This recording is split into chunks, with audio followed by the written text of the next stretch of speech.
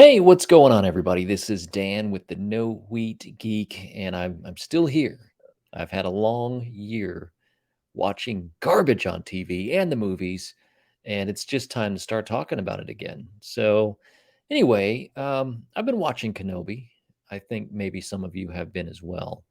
And where I'm going with this is the finale is this week. I'm recording this on a Monday. You might see it on a Tuesday. Wednesday is the finale. Have you been watching this thing? I am very curious on what you think about Kenobi. This is the Disney Plus series on Obi-Wan Kenobi. And, as much as we've been looking forward to this, as much as people have really been talking about how excited they are for Kenobi to be back into the mix, it looks like maybe this is a series that they've spent maybe the least amount of time putting effort or care into the series, and maybe the least amount of time trying to hire a writer that understands Star Wars. And so what we're left with, oh, and by the way, budget, not very big. A very seemingly small budget. And so what I'm left with is, hey, there's this thing that's coming back to television, and it has two characters that we really care about as Star Wars fans, Obi-Wan Kenobi and Darth Vader. So, what did we end up with? Well, we ended up with a series that was about a young Leia and about an Inquisitor named Reva that was invented for this series.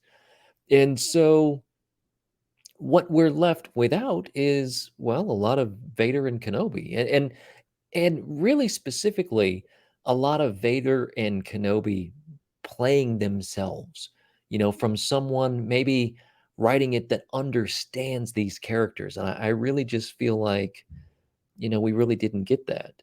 Part one was okay. It was fine. It was slow, and that's okay if you're building up a series. Part two, I was still sort of okay with. Part three is where it started falling off the rails for me. And when you have plot holes, some mild spoilers, but for example, Leia is, I think what they were going for was that they wanted her to be the next Baby Yoda, right? She's baby Leia, Legu, whatever. But the thing is with Leia, she's a cute kid, seemingly has some acting ability, but they wrote her in a way that is like nails on chalkboard for me. She's smarter than everybody. She knows everything. This person is able to climb into a shaft full of electronics and wires and cables, and all they have to tell her is look for the red one. Snip the red one and you'll open the roof and people escape. And she just, hey, I need a few minutes. And then she finds it and takes care of it like it was just no big deal. I also find it silly that when droids are reprogrammed to do bad things, their eyes turn red. So for me, in this universe, it would be like, well, just let's look for the droids with the red eyes and we'll just take them out. It's just, it's really that simple because it's a dead giveaway, right? When you have uh, baby Lay, I was going to say Leota, Legu. When you have baby Leia who is being smuggled under a trench coat and walking through all these Imperial troops, and who notices? Nobody except Reva, because again, she's smarter than everyone else on the show, except for Darth Vader. But I mean, all right, more spoilers. She survived two stabbings of a lightsaber. So who is smarter than who? Vader lets her live a second time on purpose? Why would he do this? Anyway, so I have a lot of problems with this show. Now, someone asked me recently if they have a completely just killer of a finale, is it enough to redeem what we've already seen? And I don't have a good answer for that. I think it would have to be an amazing piece of television. If they can somehow pull off the most incredible hour or 45 minutes or whatever of television that wraps up this series, that maybe pushes a story forward and makes me want a season 2, makes me not be able to wait until a season 2, maybe they'll get me overall, and I'll reflect back on this and say, it started weak for me, but man, by the end of this thing, did it ever recover. But if it doesn't have that and more seemingly nonsensical plot, and we know Luke's going to be in the mix, I if it's handled poorly, let's say it like that, then I think a lot of people are just going to be done with Star Wars. And I know what you're thinking. People have threatened this forever. They threatened it when they weren't happy with certain aspects of The Mandalorian. They were threatening it when Gina Carano got fired. People just, they're out there saying, well, if this happens, I'm leaving Star, and everybody's still watching Star Wars. I say that. I really don't think the Kenobi ratings have been that great. I know what they said. It maybe started high, but I suspect it's gone downhill quite a bit. And I can say this much from a water cooler talk perspective: everybody that I know that were non Star Wars people were talking about The Mandalorian because Grogu was a pop culture hit. Even today, went to a concert last week. I saw Tears for Fears. Yay, 80s. And by the way, they have a new album that's great. Well, it's sort of great. No more on that later.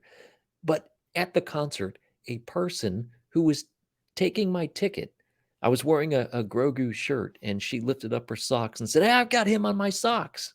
Like, still, it affected people that are seemingly not even Star Wars fans. And Kenobi, just flat, nobody's talking about it. Nobody. And so, what does that mean? Does that mean that this was a success? That they're showing passion in writing and are advancing these characters or filling in gaps that we had to have? No, I don't. And I think had they somehow had an amazing piece of television that could have done that, but they went cheap on the budget. They must have gone cheap on the writers. The direction has been not that great for me. And so, what do we get? We're left with a Star Wars that, you know, 5 episodes going into a 6th, and there's just not a lot of buzz. Just nobody's talking about this stuff. And you even have Vader back. I mean, you've got these iconic characters returning to screen, and seemingly just, you know, nobody's talking about it. So, anyway, finales this week. I'm going to talk about the finale. I do have some special guests joining me to talk about it, and maybe some varying opinions. And again, maybe the finale will blow me away. In that case, yeah, I'll admit it. I'll admit if I can come away and having been amazed by a finale of Kenobi, I'll be the first to admit, hey, guys, job well done. But until that happens, I'm going in with an open mind, and we'll see what happens. But I've lost a little bit of hope. I need a new hope, and it doesn't appear to be Disney, but we'll see. Anyway, that's all I have to say. Again, I know I've been gone for a long time, and I plan on coming back and doing more of these things. I do love doing YouTube stuff, so let's make this happen together. I always appreciate each and every one of you that take the time to watch my videos. Leave a comment whether you like this or not. And if you did like it, I'd appreciate just hitting subscribe and signing up for notifications. So when I do make a video, you'll be notified and say, oh, yeah, that Dan guy from No Wheat Geek was all right. So we'll check him out. Thanks again for watching. We will hopefully see you back here again real soon, and especially after Wednesday, when we've all had a chance to watch and absorb Kenobi. We'll talk about it. See ya. Bye.